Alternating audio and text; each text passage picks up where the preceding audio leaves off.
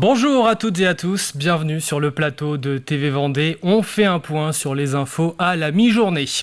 On prend le large, la 9e édition des Sables Horta. Les Sables, on connaît depuis ce matin le nom des vainqueurs de la deuxième étape. Il s'agit de Xavier Macaire et Morgan Lagravière pour SNEF. Mais au général, la victoire revient finalement à Alberto Bona et Pablo Santourdé pour IPSA, gagnant de la première étape. Récit au Sables d'Olonne avec Alexandre Lenaour. Il était 2h du matin ce jeudi en plein cœur de la nuit. C'est l'équipage du team SNEF qui a franchi la ligne d'arrivée en premier. Le classe 40 emmené par Xavier Macaire et Morgan Lagravière boucle cette deuxième étape en 4 jours et 11 heures, vainqueur de l'étape retour donc, mais le duo termine deuxième au classement général. Les grands gagnants de cette 9e édition, eh bien, ce sont l'Italien Alberto Bona et son co-skipper espagnol Pablo Santourdé. Le duo a coupé la ligne à 1 heure du team SNEF aux environs de 3 heures du matin. Les deux hommes n'étaient pourtant pas en tête à la mi-journée mercredi, mais ont su parfaire leur retard dans la toute dernière ligne droite. Ils étaient déjà vainqueurs sur l'étape aller entre Les Sables et Horta. Les deux skippers d'IPSA bouclent la course avec un temps cumulé de 9 jours, 20 heures, 23 minutes et 16 secondes. C'est 2 jours de moins que les gagnants de la précédente édition. Mickaël Mergui et Antoine Carpentier, c'était alors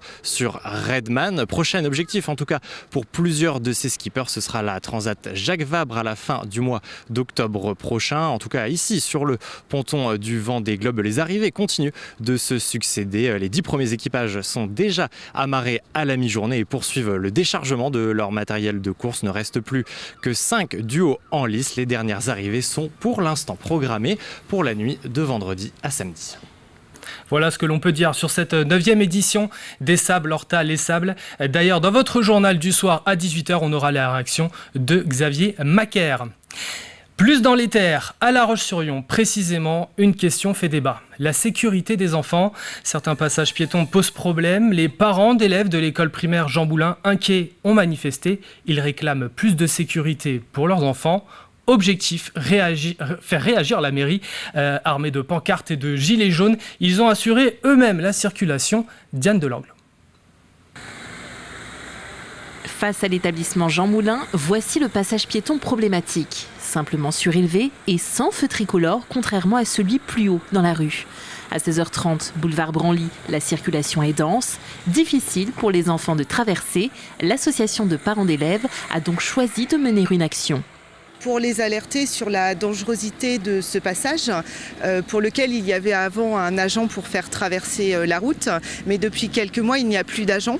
On a toujours une réponse évasive de la mairie à ce sujet, et ce soir avant les vacances, pour préparer la rentrée de façon sereine, c'est important pour nous parents de nous mobiliser, de mettre en lumière aussi le trafic qu'il peut y avoir, la vitesse à laquelle roulent les véhicules, le nombre d'enfants qui traversent tous les soirs sur ce passage. Face à des quartiers d'habitation, l'axe serait beaucoup emprunté par les écoliers. Voilà 2 ans que la mairie de La Roche-sur-Yon est interpellée à ce sujet, sans solution pérenne. On alerte la mairie qui nous entend. On le fait de manière très régulière, aussi lors des conseils d'école. Malheureusement, ils peinent à recruter sur ces tout petits contrats précaires puisque les gens viennent le matin 3/4 d'heure et 3/4 d'heure le soir. Les voitures ne laissent pas passer, elles ont du mal à s'arrêter sur les heures de pointe du matin et du soir. Au bout d'un moment, quand il y a un petit attroupement ou quand il y a un parent qui accompagne, force le passage pour faire traverser tout le monde. Mais on a peur. Il y a aussi des enfants qui, eux, forcent le passage, sauf qu'ils sont petits. Et là, on attend l'accident. On se dit qu'il n'y a que comme ça que les choses vont bouger. Contactée par nos soins, la ville nous a informé par mail s'être saisie de la situation et étudier une solution pour la rentrée prochaine. L'agrandissement de la maison de santé pluriprofessionnelle vient d'être inauguré à l'Hermenot. Cette structure accueille désormais un cabinet infirmier ou encore un psychologue et 4 bureaux de médecins généralistes libéraux. Mais pour le moment, il n'y en a qu'un. Aujourd'hui, on compte sur cette maison de santé pour en attirer d'autres. L'idée est d'avoir un 2e généraliste en place en début d'année prochaine. On retrouve Diane Delangle. Après 330 000 € d'investissement lors de l'achat, puis 400 000 € de travaux, voici officiellement inaugurée la maison de santé pluriprofessionnelle de l'Hermenot. Une maison qui a été achetée par la communauté de communes du pays de Fontenay-Vendée en 2021, que nous avons agrandie pour accueillir le maximum de professionnels. Aujourd'hui, il faut des outils qui soient attirants pour les professionnels de santé. Dans les 330 mètres carrés, un cabinet infirmier, un psychologue, une diététicienne, une salle de réunion et surtout 4 bureaux de médecins généralistes libéraux, 2 bureaux par praticien qui sont épaulés par une assistante de consultation. Tous les médecins n'utilisent pas forcément une assistante de consultation, mais l'objectif, c'est qu'elle accueille en fait tranquillement le patient, qu'elle puisse l'installer dans un bureau, pouvoir lui poser en fait les premières questions, prendre les constantes, en fait prendre aussi un peu la demande qui n'est pas toujours facile à exprimer, et puis tout ce qui est un peu plus administratif. Comme ça, le médecin se concentre principalement sur sa vraie vocation, qui n'est pas forcément l'administratif, mais plutôt le patient et le diagnostic. Et puis en fait, pendant ce temps-là, l'assistante installe l'autre patient, ce qui permet en fait de gagner un petit peu de temps et du coup le médecin peut prendre plus de patients et c'est un peu l'objectif désormais.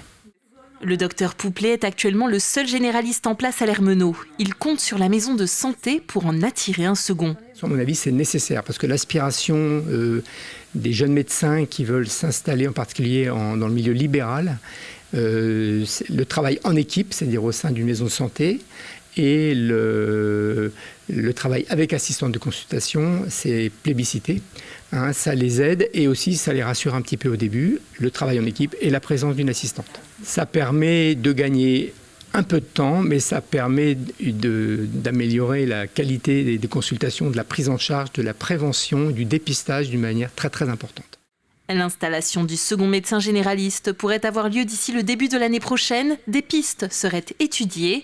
À noter le versement par la communauté de communes d'une aide à l'installation de 10 000 € pour le futur praticien qui s'engage en contrepartie à exercer en pays de Fontenay-Vendée pendant une durée de 5 ans. Voilà pour l'essentiel de l'actualité en Vendée. C'est la fin de cette édition. À 18h, dans votre JT du soir, vous retrouvez Diane Delangle. Je vous souhaite un très bel après-midi.